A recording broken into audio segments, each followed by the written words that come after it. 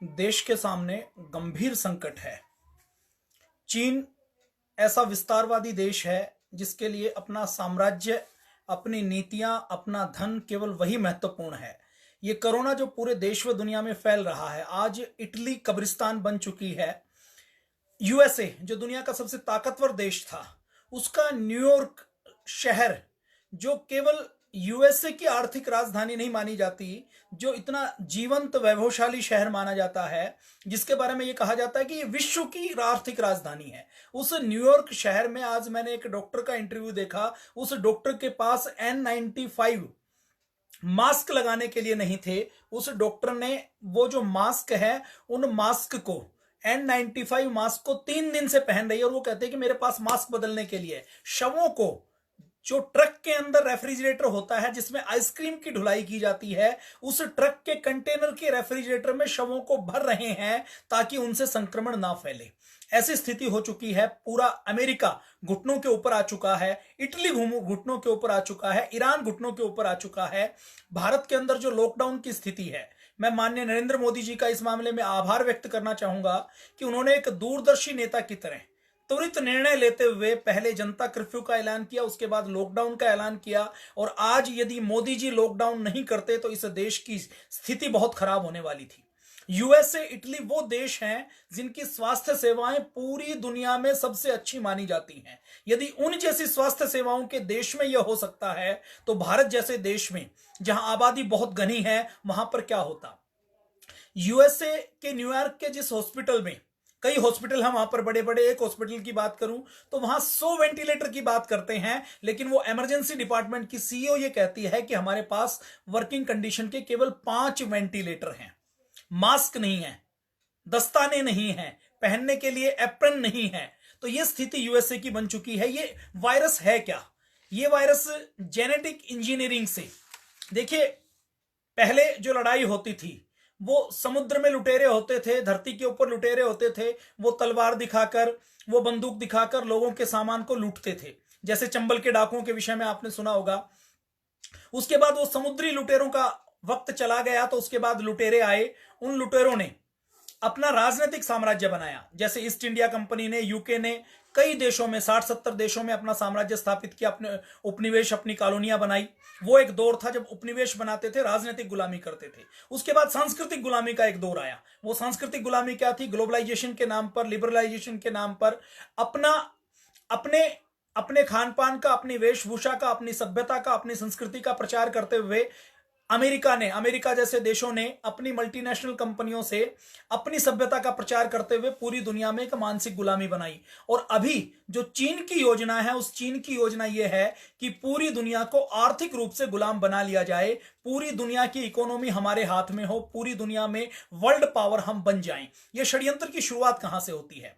मैं अगर षड्यंत्र की शुरुआत में जाऊं तो ये जो वायरस है, कोरोना वायरस, आप देखते होंगे अमेरिका में मौतें बढ़ती जा रही हैं, इटली में मौतें बढ़ती जा रही हैं, ईरान में मौतें बढ़ती जा रही हैं, हर जगह संक्रमण फैल रहा है, लाखों लोग इससे ग्रसित हो चुके हैं। वुहान एक छोटे से शहर से निकला हुआ वो संक्रमण दुनिया के 140 से अधिक देशों तक पहुंच चुका है। और अकेला वुहान के आसपास, आपने व्हाट्सएप के ऊपर खूब मैसेज देखा होगा कि वुहान से हम बात करें तो वुहान से शंघाई और बीजिंग, जो चीन के 2 बड़े शहर हैं, जो उनके पावर सेंटर हैं, जो उनकी इकोनॉमिक जो पावर सेंटर हैं और उनके जो पॉलिटिकल पावर सेंटर हैं, संघाई और बीजिंग। संघाई वहां से 839 किलोमीटर दूर है, बीजिंग 1152 किलोमीटर दूर है। वुहान से बीजिंग और शंघाई उनका वायरस नहीं पहुंचा। चाइना के पास एक भी केस नया नहीं आ रहा। न्यूयॉर्क कितनी दूर है? 15,000 किलोमीटर दूर है। यूएसए एक साइड, चाइना एक साइड, कितनी दूर? पूरे समुद्र पार करके जाना पड़ता है। इटली यूरोप का एक देश जो लगभग 8.5 किलोमीटर दूर है। ईरान जो उनसे 5,500 किलोमीटर दूर है, वहां पर वायरस से लोग मर रहे हैं, लेकिन चाइना के अंदर नया कोई भी केस नहीं आ रहा। यह अपने आप में बहुत बड़े षड्यंत्र की बात है। इस षड्यंत्र की जो शुरुआत होती है, मुझे कोई संशय नहीं है, ये जैविक युद्ध है, ये बायोलॉजिकल युद्ध है। मैंने जैसा बताया कि पुराने जमाने में जो युद्ध किया जाता था वो बंदूक से, तलवार से, तोप के गोले से किया जाता था। बंदूक की गोली की एक लिमिट है, एक गोली एक व्यक्ति को मार सकती है। तोप का गोला 100, 250, 500, 1000 व्यक्तियों को मार सकता है। परमाणु बम एक शहर को खत्म कर सकता है। लेकिन ये जो बायोलॉजिकल वेपन है, जो केमिकल वेपन है, जेनेटिक इंजीनियरिंग से जो वेपन बनाए जाते हैं, ये ऐसी गोलियां हैं, बंदूक की गोलियां, तोप के गोले हैं, जो गोला फटने के बाद एक गोली या गोला तो एक जगह गिरता है तो ब्लास्ट होकर कुछ नुकसान करता है, एक बार मारता है। ये गोलियां ऐसी हैं जो एक के शरीर में लगेंगी तो उस एक के शरीर में वो गोलियां कई गोलियां बन जाएंगी, एक वायरस कई वायरस बन जाएगा, और जिस जिसके संपर्क में जो आएगा वो हो जाएगा। हमने बहुत सी फिल्में देखी होंगी, हॉलीवुड की खूब मूवी बनती हैं।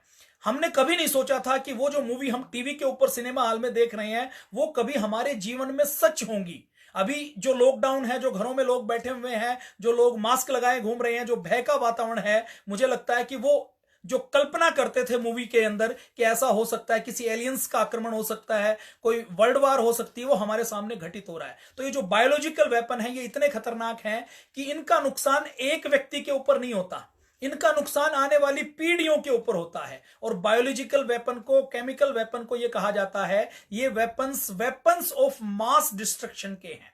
इस कहानी की शुरुआत कहां से होती है? ये जो वुहान की लैब है, वुहान की जो लैब है, जो इस चाइना की जो वुहान की लैब है, इस वुहान की लैब की हम बात करें तो ये वुहान की लैब जमीन से 2400 मीटर, लगभग 2.5 किलोमीटर नीचे स्थित है। और ये जो वुहान की लैब है इसमें 1500 प्रकार के अलग अलग वायरस पाए जाते हैं। वायरसों को उन्होंने संकलित करके, इकट्ठा करके रखा हुआ, उसके ऊपर वो शोध करते हैं। और शोध कैसा करते हैं? एक वायरस लिया, सार्स नाम का एक वायरस लिया, चमगादड़ के अंदर जो कोरोना पाया जाता है, जैसे कोरोना, जो कोई भी फ्लू है वो कोरोना है, कोरोना के 5-6 प्रकार के अभी पाए जाते हैं। इसको कोविड कोरोना नाम दिया गया 2019 कि इसके बारे में हमें जानकारी नहीं है कि इसका नामकरण नहीं हुआ, तो WHO ने इसको कर दिया कोविड कोरोना। कोरोना कई प्रकार का पाया जाता है, सामान्य फ्लू है उसमें कई प्रकार का कोरोना है। आपने एक व्हाट्सएप के ऊपर इमेज देखी होगी कि बायोलॉजी की किताब के अंदर कोरोना की चर्चा है। तो कोरोना एक वायरस की किस्म को कहा जाता है जिसकी अलग अलग किस्म है। तो वैज्ञानिकों ने कहा कि कोरोना की एक किस्म है, लेकिन इसका नामकरण नहीं किया गया, कोरोना जो अब तक पाई गई है उससे अलग है। तो इजराइल के एक जो बायोलॉजिकल वेपन्स है उसके एक्सपर्ट हैं, जिन्होंने PhD की है मेडिकल माइक्रोबायोलॉजी के अंदर, और वो हथियारों के विशेषज्ञ हैं। उनका नाम है डेनिश शोहम। इजराइल के सीक्रेट सर्विस के मोसाद के वो एजेंट रहे हैं। वो ये कहते हैं कि चीन की जो वुहान की लैब है वो बायोलॉजिकल वार के लिए ही, बायोलॉजिकल वेपन्स बनाने के लिए है। वो कहते हैं कि इसके अंदर कोई संशय नहीं है, और ये चीज जितने भी सीक्रेट सर्विस के लोग हैं वो जानते हैं कि वुहान की लैब में क्या होता है। अभी आज आपने देखा होगा ये शुरुआत कहां से हुई, पहले इसकी बात हम करते हैं। चाइना का षड्यंत्र कैसे है? अभी चाइना के विदेश मंत्री ने 3-4 दिन पहले भारत के एस जयशंकर विदेश मंत्री को फोन किया। उन्होंने कहा कि यह दुख की घड़ी है, और इस दुख की घड़ी में सारे लोग नक्सलवाद करते हुए, क्षेत्रवाद करते हुए, यूएसए इस वायरस को चाइनीज वायरस कह रहा है, तो इसको चाइनीज वायरस नहीं कहा जाना चाहिए। आप इसमें हमारा सहयोग करो, भारत हमारे साथ खड़ा हो। भारत एक वर्ल्ड लीडर के रूप में उभर रहा है। एस जयशंकर जी ने उनको कोई आश्वासन नहीं दिया। एस जयशंकर जी का ट्वीट देखते हैं तो वो सामान्य बातचीत कहते हैं, और जो चीन का फॉरेन मिनिस्टर है वो क्या कहता है ये बातचीत के बाद कि एस जयशंकर जी ने हमें आश्वस्त किया कि वो चीन को चाइनीज वायरस नहीं कहेंगे, वो इसको कोविड ही कहेंगे। और उन्होंने कहा कि बहुत अच्छी बातचीत हुई। चाइना ने अपने सारे जितने भी उनके राजदूत हैं उनको लगा दिया कि जो कम्युनिस्ट कंट्री हैं उनके साथ वो बातचीत करें और ये फैलाएं कि ये वायरस चाइना से ओरिजिन नहीं हुआ, चाइना से नहीं फैला, इस वायरस का कनेक्शन चाइना के साथ नहीं है, चाइना से फैला, वुहान से फैला, लेकिन चाइना इस वायरस का नाम वुहान वायरस या चाइनीज वायरस नहीं रखना चाहता। अभी तक जितने वायरस पाए गए हैं, हम यदि बात करें तो आपने निपाह वायरस का नाम सुना होगा। यह निपाह वायरस मलेशिया का माना जाता है। मलेशिया में निपाह नाम की एक जगह है, वहां का यह वायरस है। Refer valley fever, refer valley Kenya में एक जगह है, वहां का यह वायरस है, उसके नाम से वायरस का नामकरण है। आपने इबोला वायरस का नाम सुना होगा। इबोला नदी है रिपब्लिक ऑफ कांगो में।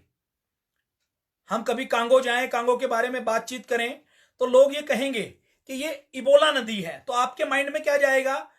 आपको इबोला याद क्यों है? क्योंकि इबोला नाम का वायरस फैला था, तो आप कहेंगे वही वायरस वाली इबोला नदी। तो इबोला के नदी के नाम से इबोला वायरस पड़ा। इसी प्रकार से नाम पड़ा एक हर्टीलैंड वायरस। सेंट जोसेफ जो यूएसए में एक जगह है, वहां पर जो वायरस पाया गया था उसका नाम लिखा गया हर्टीलैंड वायरस। बर्नौल डिजीज, बर्नहोल्म में डेनमार्क में पाई गई तो उसका नाम बर्नहोल्म डिजीज रखा गया।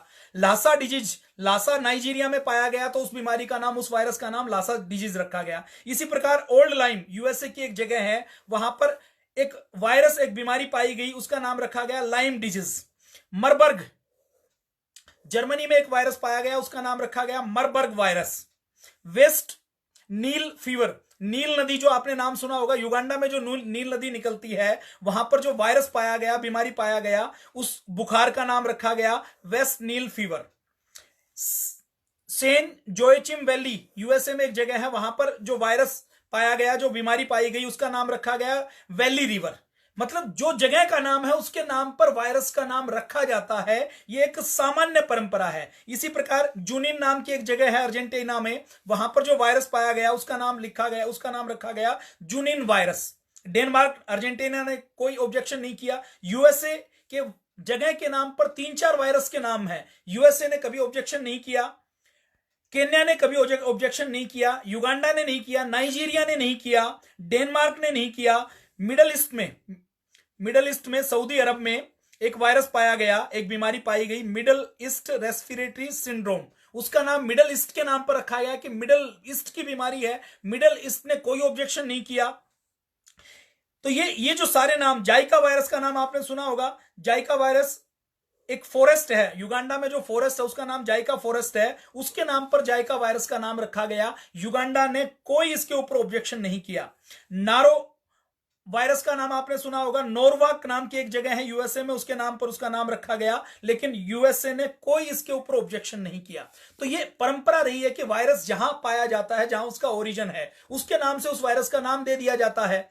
लेकिन चाइना ने, वुहान में यह वायरस पाया गया तो वुहान में नाम रखने के ऊपर उसने आपत्ति व्यक्त की। उन्होंने कहा कि इसको चाइनीज वायरस या वुहान वायरस ना कहा जाए। तो मेरी सोशल मीडिया से सबसे अपील है, इसको जब भी आप लिखें, ट्विटर के ऊपर, फेसबुक के ऊपर बातचीत करते हुए, इसको कोरोना मत कहिए, इसको कोविड कोरोना मत कहिए, इसको कहना है तो Chinese virus, Chinese corona, Chinese या वुहान वायरस कीजिए, कहिए। अब चीन पूरा लॉबिंग कर रहा है, पूरे देशों में लॉबिंग कर रहा है, और डब्ल्यूएचओ जो पूरी दुनिया में स्वास्थ्य का ठेकेदार है, डब्ल्यूएचओ के अंदर लोकतंत्र नहीं है। ये G20 की बैठक में ट्रंप ने भी मुद्दा उठाया और भारत ने भी ये बात कही कि डब्ल्यूएचओ के पुनर्गठन की आवश्यकता है। डब्ल्यूएचओ जिसकी स्थापना इसलिए की गई थी कि पूरी दुनिया में वो ध्यान रखे, पूरी दुनिया में मानवता के आधार पर सबके स्वास्थ्य का संरक्षण हो सके, संवर्धन हो सके, और कहीं कोई बीमारी आती है तो उस बीमारी के बचाव की सूचना सबसे साझा हो सके, कहीं पर भी गरीबी के कारण बीमारी से ना मरें, कहीं पर भी बीमारी के नाम पर किसी से अत्याचार नहीं हो, कहीं पर किसी वायरस की कोई बीमारी आती है तो उस वायरस की बीमारी की पूरी पहचान, उसके जेनेटिक स्ट्रक्चर की, उसकी सारी जानकारी का, इंफॉर्मेशन का आदान प्रदान हो, उसके लिए डब्ल्यूएचओ का गठन किया गया है। लेकिन यदि हम इस केस की बात करें, कोरोना केस की बात करें, तो इस कोरोना केस में डब्ल्यूएचओ अपनी रिस्पॉन्सिबिलिटी से केवल मुंह नहीं मोड़ा, उसने चाइना के एजेंट के रूप में काम किया है। डब्ल्यूएचओ का अभी जो हेड है, जो उसका प्रमुख है, वो एक ऐसी पार्टी, एक देश है इथोपिया, वो इथोपिया देश के, जिसको आज हम लिटिल चाइना कहा जाता है, कम्युनिस्ट कंट्री है। इथोपिया का जो पहले हेल्थ मिनिस्टर रहा है, उस हेल्थ मिनिस्टर को अभी डब्ल्यूएचओ का प्रमुख बनाया गया है। ये जो इथोपिया है, इसको लिटिल चाइना कहा जाता है, मतलब ये कहा जाता है कि ये छोटी चाइना है, पूरी तरह से कम्युनिस्ट कंट्री है। और उस कम्युनिस्ट कंट्री में जिस पार्टी का ये व्यक्ति है, उस पार्टी को, मुझे ये आज सोशल मीडिया पे कुछ लोगों ने बताया, जानकारी मिली कि उस पार्टी को वर्ल्ड टेररिस्ट लिस्ट के अंदर लिस्टेड किया गया है। और ये जो इथोपिया का जिस व्यक्ति को डब्ल्यूएचओ का हेड बनाया हुआ है, ये व्यक्ति इतना करप्ट है कि इथोपिया में इसकी इन्वेस्टमेंट बहुत है, चाइना में इसकी इन्वेस्टमेंट बहुत है। जब ये दिसंबर में वायरस आया तो चाइना ने एक लंबे समय तक इस वायरस की जानकारी वुहान में आने के बाद डब्ल्यूएचओ के साथ, विश्व के साथ शेयर नहीं की। डब्ल्यूएचओ के साथ शेयर की तो डब्ल्यूएचओ ने उसको रिकमेंड नहीं किया, उसके लिए कोई गाइडलाइन जारी नहीं की। हैरानी की बात देखिए, डब्ल्यूएचओ जनवरी के मिड तक ये कहता रहा कि ये वायरस आदमी से आदमी के बीच में ट्रांसमिट नहीं होता। चाइना ने ये बवंडर बनाया कि ये वायरस उसकी सी फूड की मार्केट से निकला है, जबकि सत्य यही है कि उसकी सी फूड की मार्केट से ये वायरस नहीं निकला, ये वायरस उसकी वुहान की लैब से निकला है। अब इसमें दो थ्योरी हो सकती हैं। एक तो लैब से एक्सीडेंटल निकला, एक लैब से जानबूझकर उनको निकाला गया। और देखिए चाइना जो कम्युनिस्ट कंट्री है, इसका ये इतिहास रहा है, उनको अपने कुछ करोड़ लोगों की आहुति चढ़ानी पड़े तो वो कभी भी वो हिचकिचाते नहीं है। माओ ने अपने समय में 7 लाख लोगों को केवल इसलिए मार दिया था कि वो उसके राजनीतिक विरोधी थे। चीन में अभी जो चीन के राष्ट्रपति हैं शी जिनपिंग, वो इतने पावरफुल हैं, वहां के जो मिलिट्री ग्रुप है उसके वो कमांडर हैं, राष्ट्रपति हैं। अकेली चाइना की जो पार्टी है, चाइनीज जो कम्युनिस्ट पार्टी है, उस communist party of CPC, communist party of China, उसके वो जनरल सेक्रेटरी हैं। और उन्होंने अभी संविधान के अंदर संशोधन करवा दिया। पहले वहां पर कानून था कि एक व्यक्ति केवल 2 टर्म तक राष्ट्रपति रह सकता है, लेकिन अभी उन्होंने संशोधन करवा दिया कि वो शी जिनपिंग जब तक चाहे तब तक चाइना के राष्ट्रपति रह सकते हैं। और शी जिनपिंग का एक सपना है कि मैं आने वाले 20 सालों के अंदर चाइना को पूरे वर्ल्ड की पावर बनाकर छोड़ूंगा, चाइना को पूरे वर्ल्ड की इकोनॉमिक शक्ति बनाकर छोड़ूंगा। ये उसका संकल्प है और इसी संकल्प के ऊपर वो काम कर रहा है। जैसे अपने यहां डेमोक्रेसी है, नरेंद्र मोदी जी 18 घंटे काम करते हैं, 24 घंटे काम करते हैं, 365 दिन काम करते हैं, कोई छुट्टी नहीं लेते, अपनी तनख्वाह को भी दान कर देते हैं, लेकिन फिर भी उनकी लोग आलोचना करते हैं।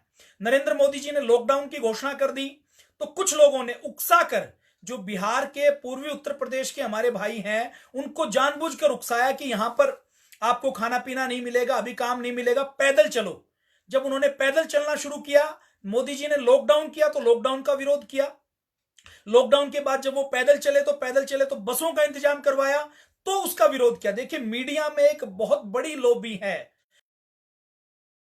पहले जैसे केजीबी और रशिया फंडिंग करती थी, विदेशी कंपनियां, विदेशी व्यक्ति, विदेशी सरकारें अपना काम निकालने के लिए फंडिंग करती थी, वही काम आज चाइना भी कर रहा है। चाइना से पोषित ऐसे कम्युनिस्ट विचारधारा के, लिबरल विचारधारा के अपने देश में पत्रकारों की कमी नहीं है। आप याद कीजिए इंदिरा गांधी के समय जब उसकी सरकार के ऊपर संकट आया था तो उस समय कम्युनिस्ट पार्टी ने उनको समर्थन दिया था। कम्युनिस्ट पार्टी ने उनको समर्थन देने के बाद कोई और मिनिस्ट्री नहीं ली, उन्होंने एचआरडी मिनिस्ट्री ली। और जितने भी जर्नलिज्म के जितने इंस्टीट्यूट हैं उनके हेड के रूप में उन्होंने अपने लोगों को बिठाया। और आज जो पत्रकार निकलता है, वो चाहे जेएनयू से निकले, वो चाहे दूसरे संस्थानों से निकले, पूरे इतिहास के ऊपर इतिहास का डिस्टोर्शन कर दिया, तोड़ मरोड़ कर इतिहास पढ़ाया गया। शिक्षा जगत के ऊपर, एचआरडी मिनिस्ट्री के ऊपर और पत्रकारिता के ऊपर उन्होंने पूरा अपना कब्जा कर लिया और एक तरीके से बौद्धिक और वैचारिक आतंकवाद फैलाने का काम कम्युनिस्ट कर रहे हैं। इसके बारे में आज डिटेल से बातचीत नहीं करेंगे। तो जब बसें लगाई गई तो मैं अभी मीडिया देख रहा था, तो क्या मीडिया की इस आपातकाल में कोई भूमिका नहीं है? मीडिया ऐसे व्यवहार कर रहा था कि जैसे वो भारत का दुश्मन हो। वो ऐसे बातें कर रहा था कि यदि लोग पैदल जा रहे हैं तो पैदल क्यों जा रहे हैं, लॉकडाउन कर दिया तो लॉकडाउन क्यों कर दिया, पैदल जा रहे हैं, पैदल जाने वालों की तकलीफ को देखकर यदि सरकार ने बसें लगा दी तो वो इस बात का विरोध कर रहे हैं कि बसें क्यों लगा दी। क्या मीडिया की कोई जिम्मेदारी नहीं है? ऐसा लगता है कि मीडिया को खाना, भोजन, पानी और पैसा देने का काम कोई विदेशी लोग करें। तो इन लोगों ने हवा मचा के लोगों को जबरदस्ती घरों से निकालकर षड्यंत्र पूर्वक किए तो लॉकडाउन हो गया। और आप डब्ल्यूएचओ की स्टेटमेंट देखिए, जनवरी में वो कहता है, शी जिनपिंग जिसके बारे में मैंने बताया कि बहुत पावरफुल व्यक्ति है और चाइना के लिए कोई मुश्किल काम नहीं है। आज के जमाने में जितनी मेडिकल इंडस्ट्री है, उसका जितना रॉ मटेरियल आता है, जितने साल्ट आते हैं, जितने केमिकल आते हैं, जितना रॉ मटेरियल आता है, उसका सप्लायर चाइना है। हम जो होली दीपावली के ऊपर झालर की बात करते हैं, दूसरी चीजों की बात करते हैं, चाइना से जो इंपोर्ट होता है, यदि हम उसमें केमिकल्स देखें, उसमें इक्विपमेंट देखें, मेडिकल इक्विपमेंट देखें, स्टील देखें, केमिकल इक्विपमेंट देखें, केमिकल देखें, रॉ मटेरियल देखें, तो उसका पोर्शन 98% है। ये जो झालर हम देख रहे हैं, ये जो खिलौने हम देख रहे हैं, तो 2 या 3% में सिमट जाता है। तो आज एंटीबायोटिक का सबसे बड़ा उत्पादनकर्ता चाइना है।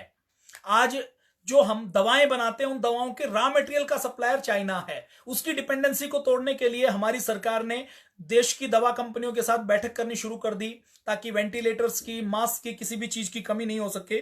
तो चाइना में शी जिनपिंग वह चाइना की कम्युनिस्ट जो विचारधारा है वो ये है, वो अपने लोगों को मरवाने के लिए कभी भी परवाह नहीं करते। माओ, आपने एक नाम सुना होगा, जो चाइना का शी जिनपिंग की तरह एक लीडर हुआ है, और चाइना ये मानते हैं कि माओ के बाद शी जिनपिंग के रूप में हमें एक बड़ा लीडर मिला है और हम विश्व की शक्ति मिलेंगे। तो ये सारा जो कोरोना के नाम से षड्यंत्र है, ये एक बायोलॉजिकल वेपन का षड्यंत्र है। तो हम बात कर रहे थे डब्ल्यूएचओ की। तो डब्ल्यूएचओ में जो इथोपिया है वो लिटिल चाइना बोला जाता है, एक तरीके से चाइना का छोटा भाई है। और वहां की जो ऐसी पार्टी जिससे जो टेररिस्ट ऑर्गेनाइजेशन में लिस्टेड है, उस पार्टी का एक मिनिस्टर जो एक्स हेल्थ मिनिस्टर है, वो डब्ल्यूएचओ का प्रमुख बना हुआ है। उसने जनवरी तक, जब सबसे पहले अमेरिका ने चाइना की फ्लाइट बंद की, तो उसने विरोध किया। डब्ल्यूएचओ को जांच करनी चाहिए थी कि कोई जानकारी आई है तो वो लेट क्यों मिली। चाइना ने ये जानकारी, जो दिसंबर में उनके पास केस आए, उसकी जानकारी उन्होंने जनवरी में दी है। और जनवरी में भी जो जानकारी दी वो आधी अधूरी जानकारी नहीं दी। अभी तक जितने वायरस के मैंने नाम लिए हैं, जो यूएसए में मिले, युगांडा में मिले, जो अर्जेंटीना में मिले, डेनमार्क में मिले, उन सब में डब्ल्यूएचओ ने जब इन्वेस्टिगेशन की और उन सब का फैलाव बहुत कम हुआ था, उनका डेथ रेट बहुत कम था, उन सब की इन्वेस्टिगेशन करते हुए डब्ल्यूएचओ जो ट्रांसमिशन के 0 फिगर तक पहुंच गया था। मतलब क्या है कि पहले मरीज जहां से ट्रांसमिशन शुरू हुआ, उस मरीज के सैंपल तक डब्ल्यूएचओ पहुंच गया था, ताकि उस मरीज के एनालिसिस से हमें पता लगे कि ये वायरस आया कहां है। चाइना के अंदर उल्टा हुआ। चाइना ने उन सारे मरीजों को छुपाया, उन सैंपल्स को छुपाया, झूठ बोला लगातार, और बहुत समय बाद डब्ल्यूएचओ 11 जनवरी तक ये कहता है कि फ्लाइट बंद करने की आवश्यकता नहीं है। डब्ल्यूएचओ बार बार ये कहता है कि आदमी के बीच में ट्रांसमिशन नहीं होता। और 31 दिसंबर को ताइवान ने आधिकारिक तौर पर चाइना से पहले डब्ल्यूएचओ को आगाह कर दिया कि हमारे पास भी एक केस मिले हैं और ये वायरस इतना खतरनाक है कि ये ह्यूमन टू ह्यूमन ट्रांसमिशन भी इसका होता है। लेकिन डब्ल्यूएचओ ने कोई एक्शन नहीं लिया। डब्ल्यूएचओ का हेड जनवरी के अंदर शी जिनपिंग से मिलने के लिए जाता है, चाइना में मिलने के लिए जाता है, कोई रोक नहीं लगाते। फ्लाइट रोकने की कोई बात नहीं करते। फ्लाइट रोकने की अमेरिका बात करता है तो उसका विरोध करते हैं। तो ये चाइना ने षड्यंत्र किया। अब ये शुरुआत हुई कहां, ये वायरस आया कहां? इस वायरस के बारे में ये जानकारी मिली है कि ये वायरस सार्स नाम के वायरस का नाम आपने सुना होगा, और चमगादड़ के अंदर भी कोरोना वायरस पाया जाता है। तो चमगादड़ के कोरोना को लेकर सार्स वायरस के साथ मिलाकर यह वायरस बनाया गया है। इन दोनों की जेनेटिक इंजीनियरिंग से यह लैब में बनाया हुआ वायरस है। और निश्चित तौर पर चाइना में वुहान शहर में जब पूरी तरह से तबाही मची हुई थी, तो शी जिनपिंग वहां पर घूमने के लिए जाते हैं। और जब वो वहां पर घूमने के लिए जाते हैं तो जाते हुए वो कोई एक छोटा सा मास्क पहनते हैं, सिंपल सा मास्क, जो N95 टाइप का, जो घर में मैंने मास्क लिया हुआ है, उस मास्क से भी सामान्य मास्क है। आपने व्हाट्सएप के ऊपर वीडियो देखा होगा कि जिनको कोरोना होता है उनका इलाज करने के लिए डॉक्टर सिर से पैर तक कपड़े पहनते हैं, उसके ऊपर एप्रन पहनते हैं, उसके ऊपर मास्क लगाते हैं। मास्क लगाने के बाद अपने सिर को पूरा कवर करते हैं, क्योंकि एयर टू एयर ट्रांसमिशन होता है, ड्रॉपलेट से भी होता है, एयर से भी होता है। लेकिन शी जिनपिंग वुहान जो सबसे इफेक्टेड एरिया है, जहां पर वो ये कहते हैं कि हजारों लोग मारे गए और लाखों लोग इन्फेक्टेड हुए, वहां पर शी जिनपिंग केवल एक छोटे से मास्क में खुलेआम घूमता है। क्या कहीं किसी देश का राष्ट्रपति ऐसे घूम सकता है? और शी जिनपिंग के बारे में वहां की जो देश की मीडिया चाइना की स्थिति बताएं तो चाइना में केवल एक सिंगल पार्टी है। चाइना में कोई अपोजिशन नहीं है। मैं ये वीडियो बना रहा हूं तो मैं अपने विचार व्यक्त कर सकता हूं। आज मोदी जी इतना काम करते हैं तो भी कोई ऐसा एरा गैरा नत्थु कहरा जिसकी घर में कोई औकात नहीं है, घर में कोई 2 व्यक्ति उससे सुनते नहीं है, 50 पैसे जो शाम तक कमाता नहीं है, ऐसा व्यक्ति भी सोशल मीडिया में माननीय मोदी जी को, प्रधानमंत्री को, रक्षा मंत्री को, सरकार को, सिस्टम को, लोकतंत्र को, सबको, संसद को, सबकी आलोचना कर सकता है, सबको गाली देने का काम कर सकता है। लेकिन चाइना के अंदर आप यदि ठीक बात भी बोलेंगे तो उस ठीक बात को बोलने के ऊपर भी आपको रातों रात उठवा लिया जाएगा। और वहां का कोई मीडिया, कोई विपक्षी दल नहीं है, कोई आवाज उठाने वाला नहीं है, कोई पड़ोसी भी आपके बारे में पूछने के लिए नहीं आएगा। ली नाम के एक वैज्ञानिक ने जब देखा कि यह वायरस लैब में बना हुआ है और इस वायरस से मानवता को खतरा है, तो उस ली नाम के वैज्ञानिक ने अपने डॉक्टर दोस्तों के साथ बात की। उसकी चार्ट इंटरनेट से वायरल हो गई। और चाइना ने केवल मीडिया के ऊपर नियंत्रण नहीं लगाया हुआ, चाइना ने अपने देश में अपना गूगल बनाया हुआ है, अपना फेसबुक बनाया हुआ है, अपना ट्विटर बनाया हुआ है।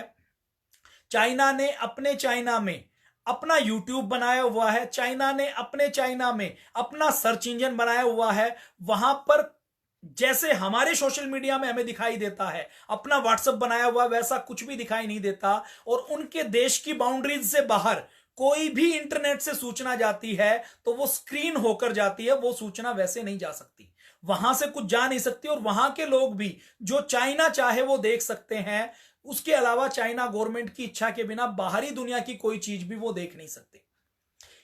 ये वायरस वुहान में फैला, शंघाई में, बीजिंग में नहीं फैला, रशिया में नहीं फैला क्योंकि रशिया कम्युनिस्ट कंट्री है। नॉर्थ कोरिया जो बदहाल कंपनी जो कंट्री है, किम जोंग का नाम आपने सुना होगा, उसमें नहीं फैला, जिसमें कोई हॉस्पिटल नहीं है, कोई रोड नहीं है, कोई जांच की फैसिलिटी नहीं है, लेकिन वहां पर नहीं फैला। क्यों? क्योंकि चाइना की ये योजना थी, वुहान में उनकी योजना थी, ये वायरस एक्सीडेंटली या जानबूझकर जैसे भी उन्होंने फैलाया है। वुहान से 25 जनवरी को लगभग 6-7 लाख की संख्या में टूरिस्ट बाहर जाते हैं पूरी दुनिया में। उन्होंने षड्यंत्र पूर्वक अपने टूरिस्ट को जाने दिया। जब दूसरे देशों ने कहा कि थर्मल स्कैनिंग की जाए एयरपोर्ट के ऊपर, तो डब्ल्यूएचओ ने मना किया, चाइना ने मना किया। उनको मना करने की क्या आवश्यकता थी कि थर्मल स्कैनिंग नहीं की जाए? आज विदेश से जो यात्री आ रहे हैं, अपने एयरपोर्ट के ऊपर भी, इंदिरा गांधी एयरपोर्ट के ऊपर भी हर यात्री की थर्मल स्कैनिंग की जाती है। मेरा 1 फरवरी को ऑस्ट्रेलिया से आना हुआ था, 1 मार्च को, 28 फरवरी को वहां से चले, तो आते ही एयरपोर्ट के ऊपर थर्मल स्क्रीनिंग की गई।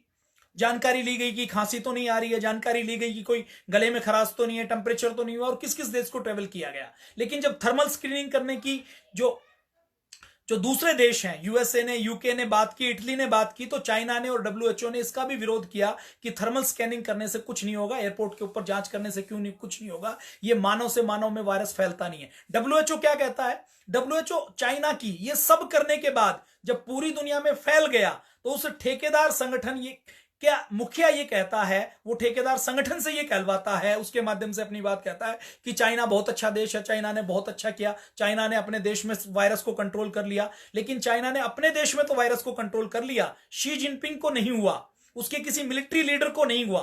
अपने यहां मैं बताऊं कि उसके यहां उनके जो लीडर हैं, अपने यहां जैसे एमएलए के लेवल का जो लीडर होता है, उस लीडर को भी किसी को नहीं हुआ। शंघाई में, बीजिंग में नहीं हुआ। हम बात करें तो ब्रिटेन का जो राजघराना है, प्रिंस चार्ल्स, राजकुमारी रानी एलिजाबेथ को आपने देखा होगा, वो घराना जो पिछले 500 सालों से दस्ताने पहल के लोगों से मिलता है। जब कोई वायरस नहीं, कोई फ्लू नहीं, तो भी दस्ताने उनके उतरते नहीं है। जो आम आदमी से गैप लेकर खड़े होते हैं, जब उनसे कोई मिलने के लिए जाता है, देश का प्रधानमंत्री भी, तो उसको बता दिया जाता है कि ये रानी है, ये ब्रिटेन की साम्राज्ञी है, रानी है, इससे आपको इतने मीटर दूर खड़े होना है, इससे ऐसे हाथ जोड़ना है, इस प्रकार से आपको करना है। जो किसी को टच नहीं करते, उस प्रिंस चार्ल्स को कैसे हुआ? ब्रिटेन के प्राइम मिनिस्टर को कैसे हुआ? अभी कल ही रिपोर्ट आई, आप सबने देखा होगा।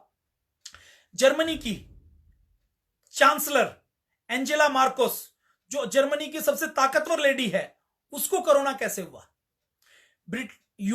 यूएसए में ट्रंप से एक महिला साइन करवाने के लिए जाने वाली थी किसी बिल की कॉपी पर, बाई चांस वो व्हाइट हाउस में जाकर साइन नहीं करवा पाई, अगले दिन उसको कोरोना पॉजिटिव मिला। आपने व्हाट्सएप के ऊपर मैसेज देखे होंगे, चाइनीज लोगों के फलों के ऊपर थूकते हुए, रेलिंग के ऊपर थूकते हुए, सुनियोजित तरीके से। अभी आपने देखा होगा कि पटना की मस्जिद से ईरान से आए हुए व्यक्ति मिले, चीन के व्यक्ति मिले, कल रांची की मस्जिद से लोग मिले। आप बताइए कि रांची की मस्जिद में, पटना की मस्जिद में लोग क्या कर रहे हैं?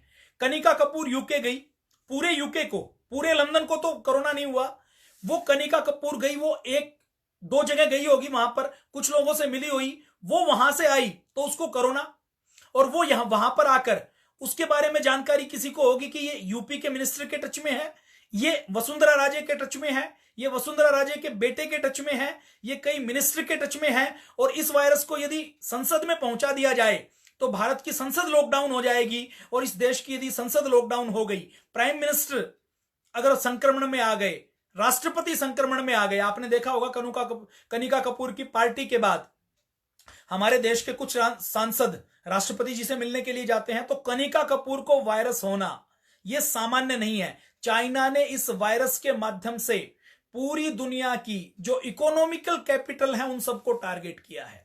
चाइना ने इस वायरस के माध्यम से पूरी दुनिया की जो पॉलिटिकल पावर है, पॉलिटिकल कैपिटल है, जितनी संसद है उनको टारगेट किया गया है।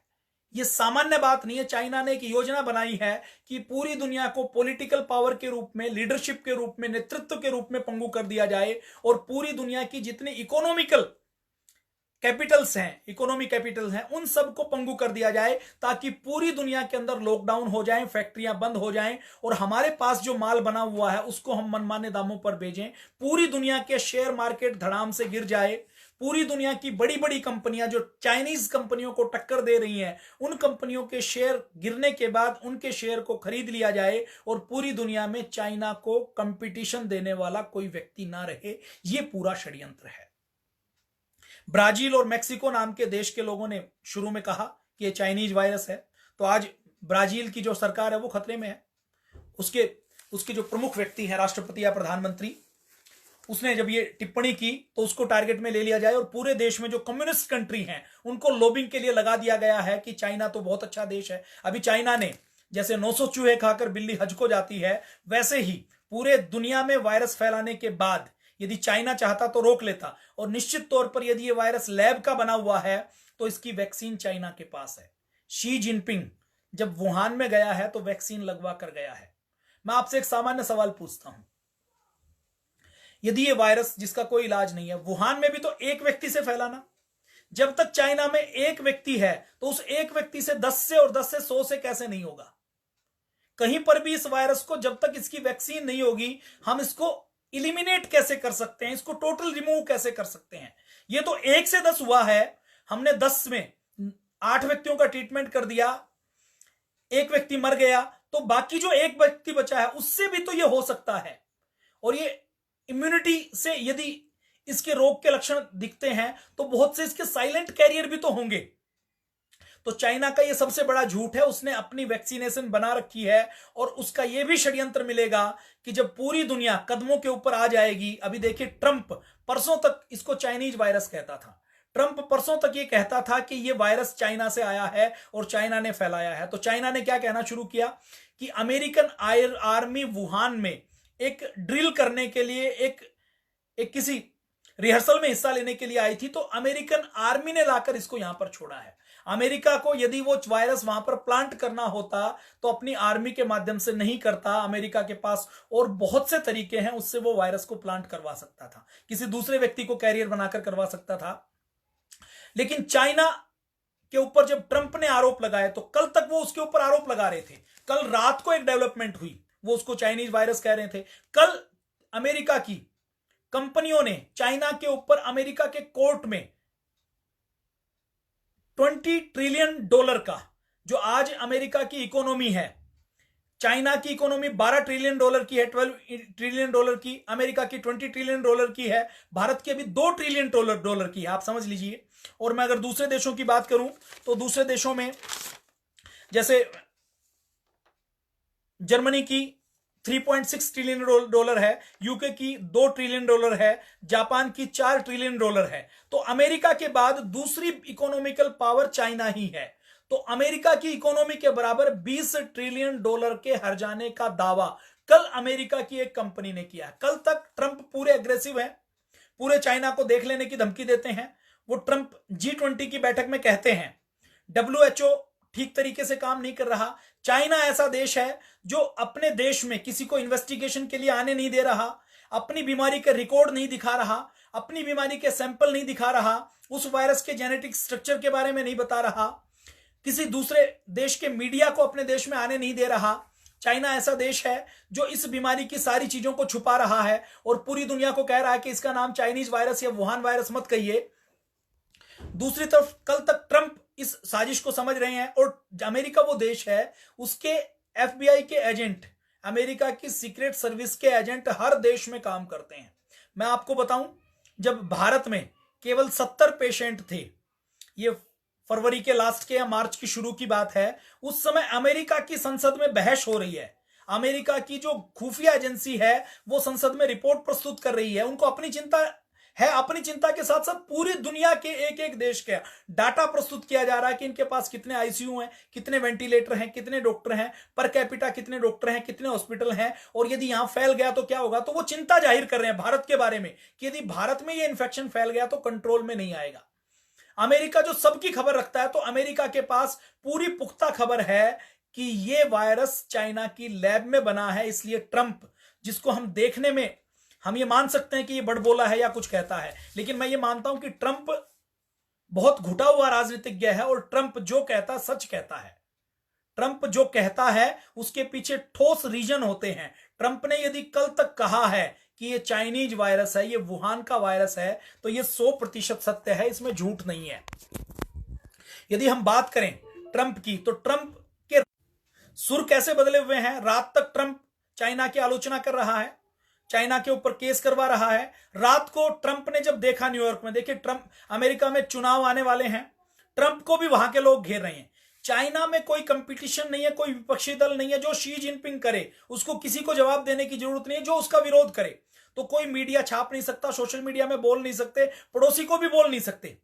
कोई अगर वहां अपने पड़ोसी को बातों बातों में भी मजाक में ये कह दे कि सरकार तो अच्छी नहीं है, सरकार तो अत्याचार कर रही है, सरकार तो भ्रष्टाचार कर रही है, उसी आदमी को करप्शन के केस में उठा लिया जाएगा। आप कई बार खबरें सुनते हैं ना कि चाइना ने करप्शन के केस में अपने एक अधिकारी को फांसी के ऊपर लटका दिया, मार दिया, उसको मृत्युदंड दे दी। तो ये करप्शन नहीं होता, ये पॉलिटिकल, जो उनकी आलोचना करता है उसको निपटाया जाता है। ली नाम की एक डॉक्टर ने जब आवाज उठाई कि चाइना गलत कम कर रहा है, और जो उसने डॉक्टर के ग्रुप में बातचीत की उसका स्क्रीनशॉट गलती से चाइना के इंटरनेट को क्रॉस करते हुए, जैसे जेपीजी इमेज है उसमें उनकी स्क्रीनिंग में उनके फिल्टर को पता नहीं लगा और वो दुनिया के बाहर आई, तो पूरी दुनिया को पता लगा कि ये लैब का बनाया हुआ है। उस ली नाम की डॉक्टर को घर से उठा लिया गया, उसकी हत्या कर दी गई। अभी 1-1.5 महीने पुरानी बात है, और हत्या करके उसके बारे में कह दिया जाए कि इस डॉक्टर को तो कोरोना वायरस का ही इंफेक्शन हो गया था। तो चाइना में बिल्कुल लिबर्टी नहीं है, अमेरिका में उल्टा है। अमेरिका सुपर पावर है, बाहर वो दादागिरी करता है, पूरी दुनिया की इकोनॉमी को चलाता है, षड्यंत्र भी करता है, सारी चीजें करता है, मल्टीनेशनल कंपनियां करती हैं, जितने भी संगठन हैं उनका लीडर बना हुआ है। लेकिन अमेरिका के अंदर भी डेमोक्रेसी है, अमेरिका के अंदर भी विरोध होता है। तो ट्रंप का अभी अमेरिका में विरोध हो रहा है, चुनाव आने वाले हैं, और अभी ट्रंप चाहकर भी चाइना के ऊपर कोई बड़ी कार्रवाई नहीं कर सकता। चाइना ने यह समय भी ऐसा चुना है जो उसके पॉलिटिकल विरोधी हैं, और ट्रंप के ऊपर, अमेरिका के ऊपर और ज्यादा शक जाए, इसलिए चाइना ने ईरान के अंदर वायरस का ज्यादा प्रचार प्रसार किया। अभी थोड़े दिन पहले आपने सुना होगा कि ईरान का एक मिलिट्री लीडर था और सोशल लीडर था, सुलेमानी, उसको अमेरिका ने उड़ा दिया था। व्हाट्सएप के ऊपर वीडियो आए थे कि अपनी गाइडेड मिसाइल से उसके वाहन के काफिले में केवल उसकी गाड़ी को धराशायी किया और वो उड़ गई, आप सबने देखा होगा। तो ईरान और अमेरिका का अभी लड़ाई चल रही है, तो चाइना ने ईरान को भी टारगेट किया ताकि लोगों का शक अमेरिका के ऊपर जाए।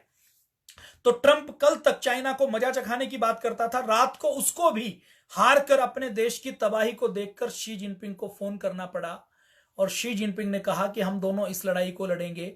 और आज सुबह ट्रंप ट्वीट करता है कि हम चाइना के साथ मिलकर लड़ाई लड़ेंगे, हम चाइना के साथ हैं और ये लड़ाई हमें साथ मिलकर लड़नी पड़ेगी। तो आप समझ सकते हैं कि षड्यंत्र कितना गहरा है। इस षड्यंत्र के सामने यदि अमेरिका घुटने टेक रहा है तो यह सामान्य बात नहीं है। आपको लॉकडाउन के लिए 21 दिन नहीं, आप वीडियो देखिए, वुहान के हमारे एक डॉक्टर का वीडियो आया, उस वीडियो में वो कहते हैं कि हमें तो 2 महीने तक लॉकडाउन रहना पड़ा था। तो समस्या जो दिख रही है केवल उतनी नहीं है, उससे गंभीर है। पहले गुलाम बनाने के लिए मैं छत्रपति शिवाजी महाराज को पढ़ रहा था, तो उस समय मुगल सेनाएं आती थी, और मुगल सेनाएं आती थी तो गांव के गांव खाली हो जाते थे, लोग अपना कीमती सामान लेते थे और जंगलों में चले जाते थे, पहाड़ों में चले जाते थे, छुप जाते थे ताकि वो आए तो महिलाओं को ना उठा सके, बच्चों को मारे नहीं, गांव को आग नहीं लगाए। तो गांव को उजाड़ कर दिया जाता था, वीरान कर दिया जाता था, गलियों में कोई दिखाई नहीं देता था। सेकेंड वर्ल्ड वार में, फर्स्ट वर्ल्ड वार में जब दुश्मन देश की सेनाएं आती थी, जर्मनी ने पोलैंड के ऊपर आक्रमण किया, तो आपने 9th 10th में कुछ स्टोरी पढ़ी हुई होगी, एक छोटा बच्चा अपने गांव को छोड़कर चला जाता है, गांव और शहर वीरान हो जाते हैं। तो शहर के शहर, गांव के गांव वीरान हो जाते थे। आज दुश्मन का कोई सैनिक नहीं है, कोई घोड़ों पर नहीं है, कोई गाड़ियों में नहीं है, लेकिन पूरी दुनिया वीरान, लॉकडाउन हो चुकी है। तो ये चाइना का बहुत बड़ा षड्यंत्र है, और इसी षड्यंत्र के बाद अब ट्रंप भी झुका हुआ है। तो हमें 21 दिन तक लॉकडाउन में रहना पड़े तो ये कोई बहुत बड़ी बात नहीं है, ये बहुत सामान्य बात है। ये कोरोना वायरस अब आया कहां, अब इसकी हिस्ट्री की बात करते हैं, क्योंकि डाटा और जानकारी इतनी है, इसके बारे में फैक्ट इतने हैं कि इसके बारे में 3-4 घंटे लगातार बात की जाए तो वो भी कम है। और मुझे कोई संशय नहीं है इसमें, ये वायरस जेनेटिक इंजीनियरिंग से लैब में बनाया हुआ है और इसकी दवाई भी लैब में है। अब आप सपोज कीजिए, चाइना मान लीजिए कल को ये कहता है, अमेरिका झुक चुका है, कल को कहता है कि हमने इसकी दवाई बना ली। क्यों बना ली? क्योंकि सबसे पहले वुहान में आया, हमने इसकी स्टडी की और हमारी कंपनी ने इसकी दवाई बना ली है। अब इसकी जो दवाई है, इसका जो एक टीका है वो 10,000 रुपए का है। कह सकता है, रॉयल्टी ले सकता है, वो कहेगा हमने रिसर्च की है और किसी भी कंपनी ग्लोबलाइजेशन लिबरलाइजेशन है, वो उसने दवाई बनाई है तो उसकी रॉयल्टी है, उसका कॉपीराइट है। अब भारत के अंदर 130 करोड़ की आबादी है। अब 130 करोड़ को आप 10,000 से गुणा करते हैं तो फिगर क्या निकलती है? 13 लाख करोड़। 13 लाख करोड़ अपने भारत का पूरे साल का बजट का 70% भाग है। पूरे साल में भारत में जितने सरकारी कर्मचारियों की, हेल्थ की, रक्षा की, सेंट्रल गवर्नमेंट की, जितना राज्य सरकारों का खर्चा है, जितनी डेवलपमेंट है, जितने पुल बनते हैं, जितनी बसें खरीदी जाती हैं, जितने हथियार खरीदे जाते हैं, जितना लोगों का इलाज होता है, जितनी मनरेगा से लेकर सारी योजनाएं चलती हैं, उसके बराबर है। और ये केवल भारत का आंकड़ा है। भारत की तरह 140 देशों में यह फैला हुआ है।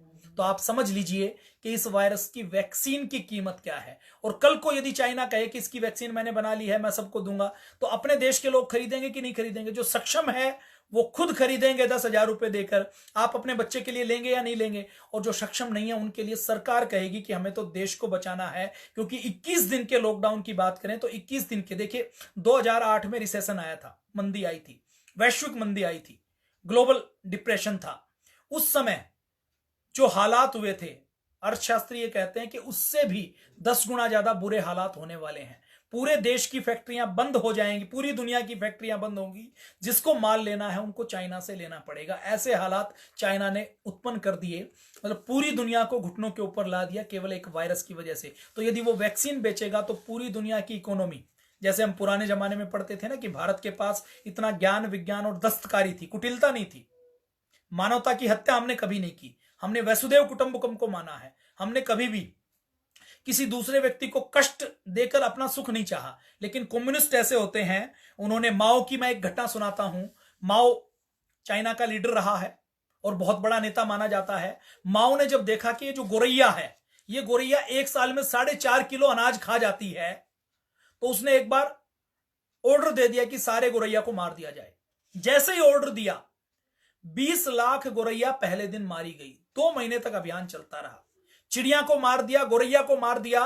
तो उस गोरैया के मरने के बाद चाइना में हानिकारक कीटों की संख्या, क्योंकि गोरैया केवल अनाज नहीं खाती थी, वो कीड़े भी खाती थी, मकोड़े भी खाती थी, मच्छर भी खाती थी, उनकी संख्या कई गुना ज्यादा बढ़ गई। और चाइना में इतना भयंकर अकाल पड़ा कि उससे 8 करोड़ लोग मारे गए थे। तो लाखों व्यक्तियों को, अभी थोड़े साल पहले की घटना है, चाइना के रेड स्क्वायर के ऊपर कुछ लोग सरकार के विरोध आंदोलन कर रहे थे, तो उन लोगों के ऊपर, उन विद्यार्थियों के ऊपर, उन नागरिकों के ऊपर चाइना ने सरेआम बुलडोजर चलवाया था। और ये कोई पुरानी बात नहीं है, अभी 20-30 साल पुरानी बात है। आप गूगल करेंगे तो आपको जानकारी मिल जाएगी। तो चाइना की ये योजना है। तो ये वायरस आया कहां से? 2012 में सऊदी अरब में एक व्यक्ति भयंकर बीमार हुआ, उसके फेफड़ों के अंदर इंफेक्शन हुआ और उस बीमारी को सऊदी अरब का कोई वैज्ञानिक, कोई बायोलॉजिकल एक्सपर्ट समझ नहीं पाया। तो उन्होंने एक इजिप्ट के वायरोलॉजिस्ट थे, जो वायरस के बारे में अध्ययन करते हैं, उनको वायरोलॉजिस्ट कहा जाता है, डॉक्टर जोकी। उस डॉक्टर जोकी को बुलाया। डॉक्टर जोकी ने उसके सैंपल लिए। उस व्यक्ति की तो मौत हो गई, लेकिन वो सैंपल डॉक्टर जोकी के पास थे। वो डॉक्टर जोकी के पास जो उनके लंग्स के सैंपल थे, उनको उस वायरस से कुछ समझ नहीं आया। उस वायरस का जो स्ट्रक्चर था वो कहीं मैच नहीं करता था, तो वो कुछ उसके बारे में जानकारी नहीं ले पाए। तो उनका एक मित्र था नीदरलैंड की किसी लैब में, तो उन्होंने वो वायरस नीदरलैंड के अपने उस दोस्त को दे दिया कि मुझे तो ये समझ नहीं आया, ये वायरस मिला है सऊदी अरब में किसी व्यक्ति के लंग्स के अंदर 2012 में, तो ये वायरस है क्या, मुझे थोड़ा बताओ, मैंने जो अब तक स्टडी की है उसमें मैं कुछ समझ नहीं पा रहा। तो नीदरलैंड के व्यक्ति के पास वो वायरस रहा, रान फ्रांसिया उसका नाम था। नीदरलैंड में वो वायरस रहा। तो मार्च 2013 के आसपास वो वायरस नीदरलैंड के उस व्यक्ति रान फ्रांसिया को भी जब समझ नहीं आया, तो कनाडा में एक ऐसी लैब है जो नए वायरस आती हैं तो उसके ऊपर शोध करती है। और देखिए, कनाडा यूएसए का एक पार्ट है, तो वहां पर ऐसी चाइना की तरह तानाशाही नहीं है। चाइना को आप ये समझ सकते हैं, चाइना का फेस अच्छा है, लेकिन दूसरे अर्थों में चाइना एक तरीके से किम जोंग की तरह नॉर्थ कोरिया है। हिटलर का नाम आपने सुना होगा, मुसोलिनी का नाम आपने सुना होगा। हिटलर मुसोलिनी आज नहीं है। दिखावे के लिए चाइना में लोकतंत्र है, लेकिन केवल एक ही पार्टी हो, एक ही व्यक्ति प्रधानमंत्री राष्ट्रपति बन सकता हो, किसी को विरोध करने का अधिकार नहीं हो, कोई मीडिया नहीं हो, इंटरनेट के ऊपर सेंसरशिप हो, कोई नीतियों की समीक्षा नहीं कर सके, तो आप उसको डेमोक्रेसी कहेंगे क्या? वो तो तानाशाही है। तो ये तानाशाही चाइना में है। तो नीदरलैंड में पहुंच गया। नीदरलैंड के बाद वो मार्च 2013 में कनाडा की लैब में भेज दिया गया कि कहीं ये गलती से फैले नहीं, यहां पर इसके बारे में शोध किया जाए। तो कनाडा की लैब में जो वहां के जो नेशनल माइक्रोबायोलॉजी की लैब है, वहां के साइंटिफिक डायरेक्टर मिस्टर प्लमर को जानकारी मिली, वो उसको कनाडा में ले आए। कनाडा में वो उन्होंने वहां पर शोध करना शुरू किया कि इसकी क्या वैक्सीन बन सकती है, क्या नुकसान कर सकता है, इसकी जेनेटिक स्ट्रक्चर क्या है। उसी लैब में चीन के 2 डॉक्टर काम करते थे, बायोलॉजिकल एक्सपर्ट काम करते थे। और चीन जैसे देश, इजराइल जैसे देश, चाइना जैसे देश, यूएसए जैसे देश, ज्यादातर देश अपने एक्सपर्ट लोगों को, डॉक्टर्स को, वायरोलॉजिस्ट को, वार एक्सपर्ट को दूसरे देशों की आर्मी में, वहां की लैब्स में प्लांट करती है, अपने न्यूक्लियर एक्सपर्ट को, ताकि वहां से जानकारी मिल सके। जैसे पाकिस्तान ने जो परमाणु बम बनाया, उनका जो एक वैज्ञानिक था उसको दूसरे देश की लैब में प्लांट किया गया, और उस वैज्ञानिक ने वहां से वो जानकारी, टेक्नोलॉजी चुराई और चुराकर अपने देश में परमाणु बम बनाया। तो ये सामान्य बात है। तो 2 चाइना के जासूस कहें, बायोलॉजिकल एक्सपर्ट के रूप में उस लैब में थे, उन्होंने इस वायरस को चुरा लिया, और इस वायरस को चुराकर उन्होंने इसको चाइना में भिजवा दिया। चाइना में टॉप लीडरशिप से बात की। टॉप लीडरशिप से बात करने के बाद यह कहा जाता है कि वुहान में आने के बाद वुहान की जो लैब है, वुहान इंस्टीट्यूट ऑफ वायरोलॉजी में इसके ऊपर रिसर्च शुरू कर दी, और इसको और चमगादड़ के कोरोना वायरस को मिलाकर, सार्स और इसको मिलाकर, इन वायरसों को मिलाकर ये जो नया वायरस फैल रहा है, ये वायरस बनाया गया जेनेटिकली मॉडिफाई करने के बाद। और वायरस बनाने के साथ साथ उन्होंने वैक्सीन भी बना लिया। वैक्सीन के बारे में जानकारी दी नहीं गई। और ये वायरस एक्सीडेंटल या जानबूझकर, दोनों थ्योरी सच हो सकती हैं। या तो एक्सीडेंटल फैल गया, और एक्सीडेंटल फैलने के बाद चाइना ने खुद को तो कंट्रोल कर लिया, एक बार फैलने के बाद कंट्रोल कर लिया, और 80 90 85 साल के, देखिए चाइना के जितने व्यक्ति मरे हैं, जितने व्यक्तियों में फैला, अमेरिका में उससे ज्यादा फैल गया है। और चाइना में जितने व्यक्तियों से फैला है, उन व्यक्तियों से ज्यादा अमेरिका में फैला। अमेरिका में रिकवर नहीं हुए, चाइना में रिकवर हो गए। चाइना में जितनी डेथ हुई है उससे ज्यादा अमेरिका में हो चुकी है। और चाइना में जो लोगों की डेथ हुई है वो लोग 80 साल से ऊपर है, 85 साल से ऊपर है। और उसके बारे में चाइना यह मानता है कि हमारा देश बूढ़ा हो रहा है, और ये बूढ़े लोग देश की इकोनॉमी के ऊपर, देश की अर्थव्यवस्था के ऊपर भार हैं। और माओ के बारे में, शी जिनपिंग के बारे में, कम्युनिस्ट विचारधारा के जो विचार हैं, वो भारत की तरह, अपनी तरह नहीं होते कि हम अपने माँ बाप का इतना सम्मान करें कि उनके लिए जान देनी पड़े तो दे दें। इनकी विचारधारा एक तरीके से कट्टरपंथी, औरंगजेब की, शाहजहां की ऐसी विचारधारा से मिलती है कि यदि पैसा मिले, राज्य मिले, तो उसके लिए बाप को कत्ल करना पड़े तो कर दें। तो उन्होंने जानबूझकर अपने बूढ़ों को निपटा दिया। एक्सीडेंटल हुआ तो एक्सीडेंटल होने के बाद उन्होंने खुद इसके ऊपर कंट्रोल कर लिया। पूरी दुनिया में वुहान से पर्यटकों को 25 जनवरी की जो छुट्टियां होती हैं उनमें जाने दिया गया।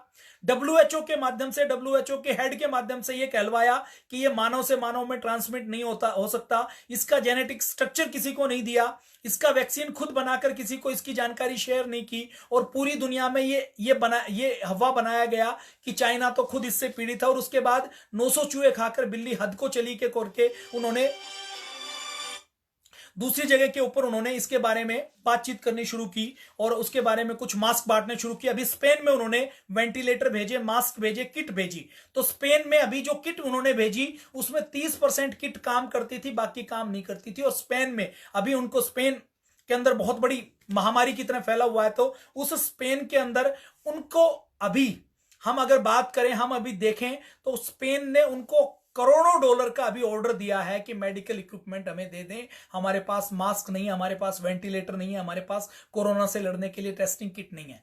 तो जो दिखावे के लिए दे रही है वो अपनी खराब इक्विपमेंट दे रही है, और अपनी चीजें महंगे दामों के ऊपर बेचने का षड्यंत्र कर रही है।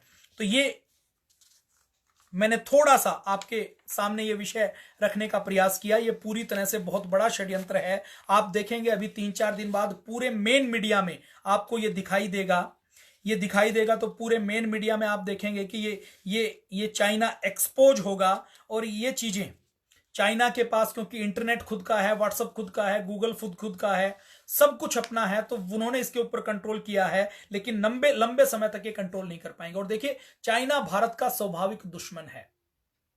चाइना के पास अभी शक्ति क्या है, यूएनओ में वो वीटो पावर रखता है।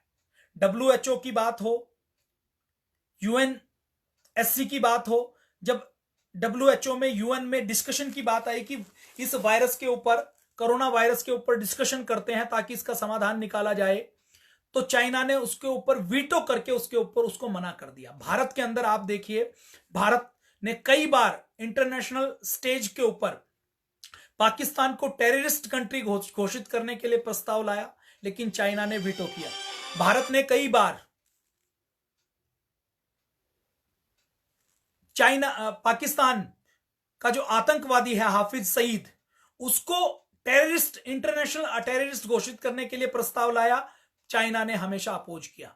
भारत को जब यूएन की सुरक्षा समिति की स्थायी समिति के सदस्य बनाने की बात जब जब रशिया ने रखी, दूसरे दोस्त देशों ने रखी, तो चाइना ने हमेशा वीटो किया। और चाइना को ये वीटो देने वाले, ये सीट देने का काम हमारे भारत के प्रधानमंत्री नेहरू जी द्वारा किया गया था। जब भारत को ये सीट मिल रही थी, तो नेहरू जी के आंखों के ऊपर पंचशील का चश्मा चढ़ा हुआ था, वो सफेद कबूतर उड़ा रहे थे।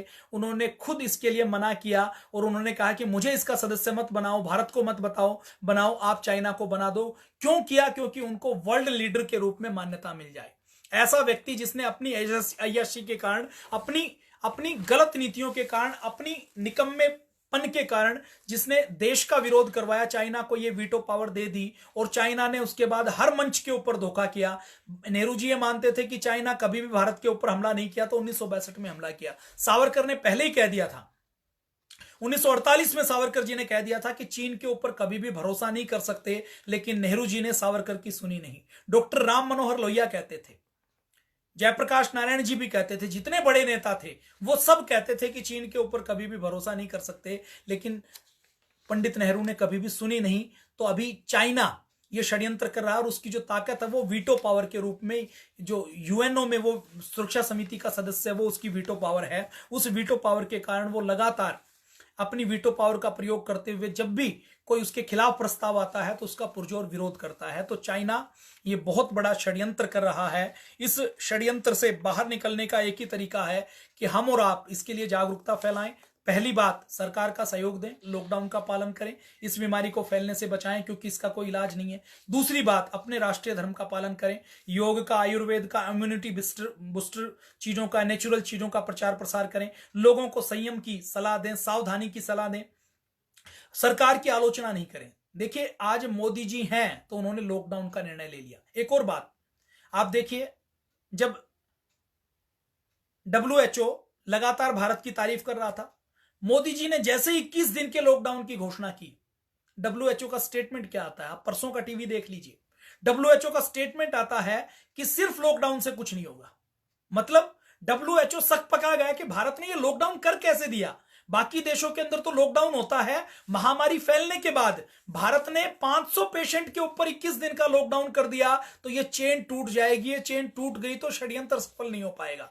तो डब्ल्यूएचओ क्या कहता है? केवल लॉकडाउन से कुछ नहीं होगा, इसके लिए और इलाज करना पड़ेगा, इसका तो इलाज भी करना पड़ेगा। डब्ल्यूएचओ पहले कुछ नहीं बोलता, उसके बाद अब ये कहता है, नरेंद्र मोदी जी की भारत सरकार की आलोचना करता है। तो डब्ल्यूएचओ के स्टेटमेंट आप देख लीजिए।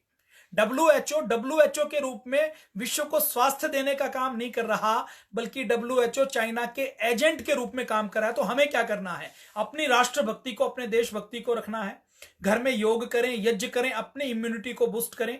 परम पूज्य स्वामी जी महाराज ने जो तरीके बताए हैं, उन तरीकों के ऊपर बैठकर घर में गिलोय का सेवन करें, विटामिन सी का सेवन करें, घर के अंदर कम खाना खाएं, नवरात्रि के व्रत करें, उपवास करें, ताकि आपकी इम्यूनिटी बढ़ती रहे।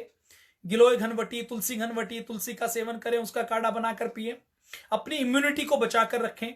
तनाव ना लें, ध्यान करें, साधना करें, चिंतन करें, मंथन करें, मनन करें, सरकार की का हौसला बढ़ाएं जो कोरोना वॉरियर लगे हुए हैं। और देखिए, कोरोना वॉरियर केवल हॉस्पिटल का डॉक्टर नहीं है, केवल नर्स नहीं है, आपके चौराहे पर खड़ा पुलिसकर्मी भी कोरोना वॉरियर है। आपकी सोसाइटी के बाहर गार्ड भी कोरोना वॉरियर है। और मैं कहता हूं, वो मजदूर जो आपके आसपास रुके हुए हैं, जो संक्रमित नहीं कर रहे, जो भीड़ के रूप में गांव में नहीं जा रहे, वो भी कोरोना वॉरियर हैं। आप उनका सहयोग करें। आपके आसपास का किराना का दुकानदार, देखिए अब कोई चाइनीज कंपनी आपको घर में खिलाने के लिए नहीं आ रही, कोई अमेजन नहीं आ रही, कोई फ्लिपकार्ट नहीं आ रही, कोई विदेशी कंपनी आपको होम डिलीवरी नहीं कर रही।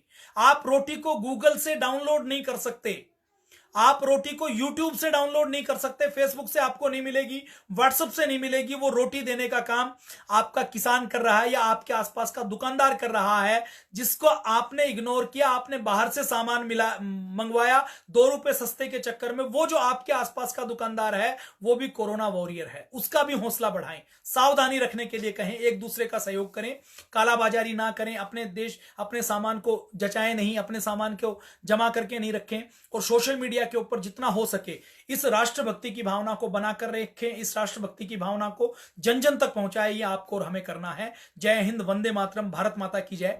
फिर एक बार कल मिलेंगे, कल 3-4 बजे के आसपास दोबारा से लाइव करेंगे और अपनी इम्यूनिटी के बारे में, अपने शरीर के बारे में, वायरस के बारे में जानकारी करेंगे। धन्यवाद।